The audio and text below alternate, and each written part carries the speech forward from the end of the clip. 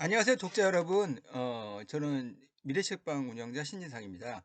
오늘은 기발한, 기묘한, 그러면서 비판적인 이야기, 지구 생물체는 항복하라라는 책에 대한 이제 리뷰입니다.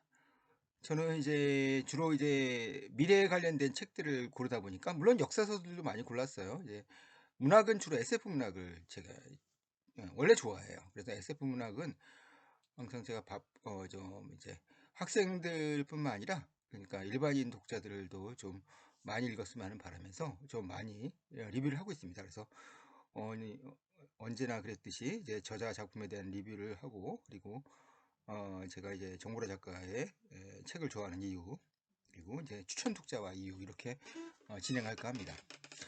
지구생물 정말 재밌어요. 예, 진짜 너무 재밌어가지고 그냥 시작과 이 정보라 작가의 책을 지금 제가 지금 읽게 된 세 번째 책이거든요. 저는 절토끼로 처음 접했고요. 예, 보니까 2008년에 데뷔를 했더라고요.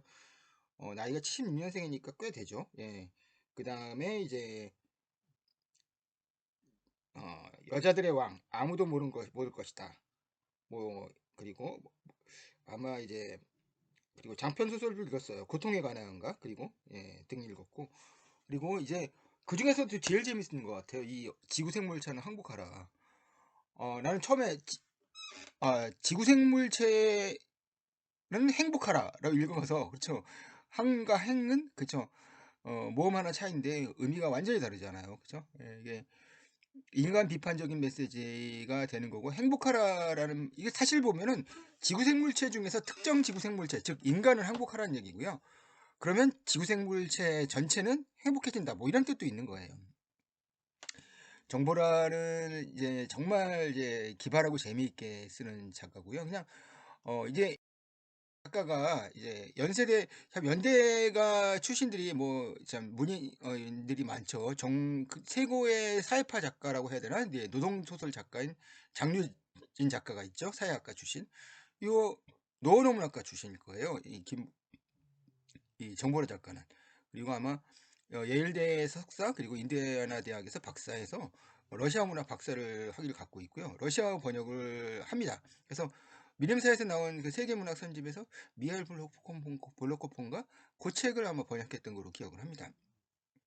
그래서 저주토끼는 진짜 정말 이제 저주토끼 그쵸? 예, 그냥 우리가 우리는 진짜 보면 이제 영화 파묘가 대박을 친 것도 그렇고 이래 이런 뭐 이렇게 저주 뭐라 아닌 무슨 뭐 이렇게 풍수 이렇게 뭐랄까 좀 그런 게 이제 좀 샤머니즘 무속신앙적인 그런 어떤 기질이 다른 민족보다도 지금 그쵸 아미 첨단 과학의 시대에 우리 그렇다고 우리가 과학이나 SF나 어떤 뭐 양자 컴퓨터나 뭐 이제 뭐 인공지능 이런 거 안 좋아하는 것도 아닌데 은근 굉장히 많이 끌리죠. 저주토끼도 그런 얘기예요. 그래서 예, 저주토끼라는 그쵸 이제 그 얘기는 저 이 소설에서 정말 재밌었던 거는 요 저주토끼 다음에 머리라는 얘기였는데 저는 그걸 보면서 현실에서 그러니까 지난 민주당 정부에서 문재인 정부에서 검찰총장을 하고 지금 대통령을 하고 있는 윤석열 대통령과 문재인 대통령의 관계를 마치 패러디하는 그런 느낌이었다니까요.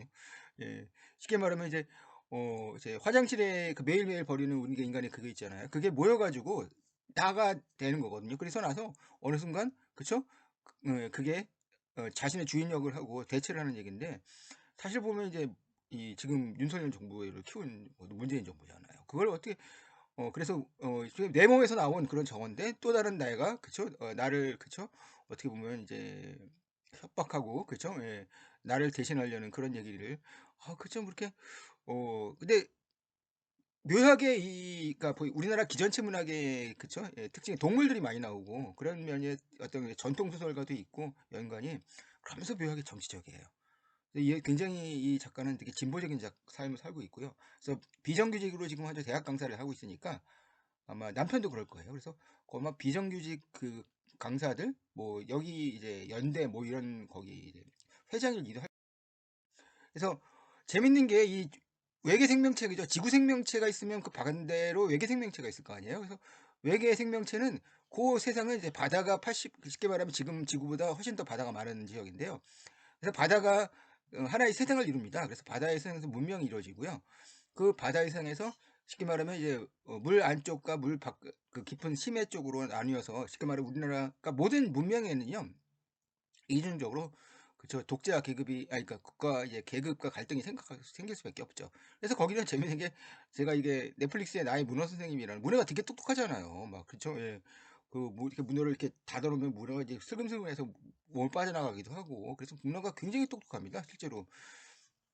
그래서 문어가 여기서는 그 똑똑한 머리를 이용해서 독재를 하는 거로 이제 나오더라고요. 예. 그래서 문어가 독재를 하면 그 문어 머리가 빡빡 그 약간 예전 그죠? 전 모시기 대통령을 떠올리게 하는 이런 측면도 있고.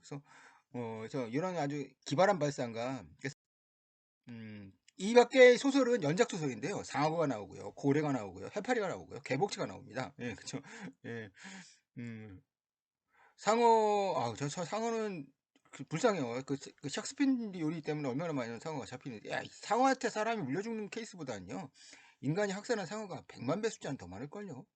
고래도 마찬가지고요. 고래는 뭐, 그리고 해파리는 뭐, 해파리 냉채로서 떠올리시죠? 그쵸. 개복치도 또 이제 음식으로 많이. 근데 이런 음식들이 뭐 인간을 위해서 존재하는 건 아니잖아요. 따로 이 고유의 어떤 보면 가치를 갖고 태어났는데, 인간들에게 이용당하고 있는 거죠.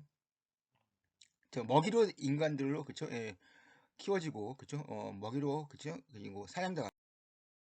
그리고 검은 덩어리가 이제 지구에 도착한 이유를 알려주면서 책도 이제 엔딩을 향해 가는데요. 이제 검은 덩어리란 그죠? 그래서 지구를 보면서 이제 지구에 이제 어떤 이제 자기들이 도착해서 왜 지구에 이제 생명체에게 어떤 전쟁 아닌 전쟁을 선포하는지 이런 얘기들을 합니다. 그래서 음, 모든 생물이 사회를 이루면 계급과 독재가 필연적이듯이 지구 바깥의 지적 생물체도 독재와 계급이 있을 것이다. 그렇다면 지구라고 심한 것은 아닐 듯. 뭐 이런 얘기를 하고 있고요. 그러니까 이걸 이렇게 생각해요. 그냥 계급이나 독재라는 것은 어떻게 보면 관계잖아요. 어떤 나에게 모든 사람들 사람뿐만 아니라 모든 생물들은 자신의 몸이라는 거기에 갇혀 있잖아요. 그러니까 어떻게 보면 타인이나 타자의 관계에 서투를 수밖에 없죠. 그러다 보니까 갈등이 생기고 그걸 지배하려고 하고 이런 과정이 어떻게 보면 인간의 이 어떤 다른 동물에 대한 지배가 어떻게 보면 우리보다 더 뛰어난 그 종족을 만나면 우리는 언제든지 그쵸? 예, 그들의 식량이 되거나 그들의 지배를 당할 수 있는 것처럼 뭐 그런 얘기들 정말 묘사를 되게 잘하는 작가예요. 한번 보세요. 악몽에 대한 묘사인데요. 이런 묘사입니다. 하늘에서 죽음이 꽃처럼 비단처럼 별의 장마처럼 쏟아져 내렸다. 모든 색으로 반짝이는 죽음이 부드러운 거짓 희망처럼 한껏 부풀어 올랐다가 하늘에게서 빛나는 가난한 여러 줄의 다리를 출렁이며 날개를 펼럭이며 세상을 품에 안았다. 그것은 내가 보았던 광경 중에서 가장 아름다웠다. 나는 도망가지 않고 쉽게 봤다. 그러니까 악몽을 꾸는 장면을 이제 이 상어 앞부분에서 그쵸 예, 소개하고 있는 건데요. 굉장히 이제 이런 문장이 굉장히 재미있고 예, 한 문장으로 정리하면 기발하고 전통적이고 또 강한 메시지. 이번에는 그죠. 이번에 어떻게 반인간주의 그죠? 예, 어떤 이제 어떤 지구라는 입장에서 어떤 인간을 환경오염 강렬한 메시지, 경고 메시지를 던지고 있는 거죠. 이런 얘기를 하고 있어요. 우리가 다행히도 우리나라 아나운서가 일본의 아나운서도 그럴걸요. 북한이 미사일 발사를 했는데 다행히도 동해바다에 떨어졌다. 그거는 왜 사람이 안 죽었다는 뜻으로 다행이라는 말 쓰지만, 근데 이 정보란 이런 거에 신경을 쓰는 작가예요. 어느 날 갑자기 그쵸? 예, 바다 위에 그쵸? 그냥 쉽게 말하면 미사일이 떨어져가지고 그냥 떼죽음을 당할 물고기의 입장을 생각해 봤느냐? 그냥 그들 입장에서는 세상이 무너지는 거잖아요. 예. 그 수만 마리가 될지 수십만 마리가 될지 그 물고기들의 죽음에 대해서 김정은은 책임을 지냐? 아니잖아요. 정말 나쁜 새끼예요, 그건 진짜. 반드시 죽어서 지옥에 가야 될 인간입니다. 그녀는 이렇게 옳은 이야기를 재미있게 잘하는 사람입니다. 그래서 이 책은 이런 분들에게 추천하는데요. 아주 재미있는 소설을 원하시는 분, 그리고 의미 있는 소설을 원하시는 분, 웃을 수 있는 소설을 원하시는 분, 그리고 왜 정보라인지 궁금한 분들. 그리고 이 정보라 작가는 장편도 쓰고 단편도 씁니다. 장편보다는 단편을 좋아하는 분들.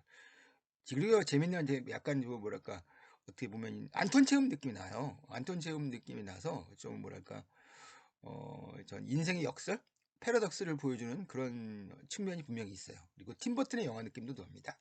그래서 아주 여러분 그죠? 결국에는 미래 SF에도 문학은 살아남을 것 같아요. 영화가 아무리 SF 영화가 있다고 하더라도. 그죠? SF 영화는 또 다른 읽는 재미를 주기 때문에, 읽는 맛이 있기 때문에 이 정보라 소설은 정말 여러분들에게 추천할 만한 책입니다. 예, 끝까지 들으셔서 감사하고요. 도움이 되셨다면 좋아요, 구독 부탁드리겠습니다. 감사합니다.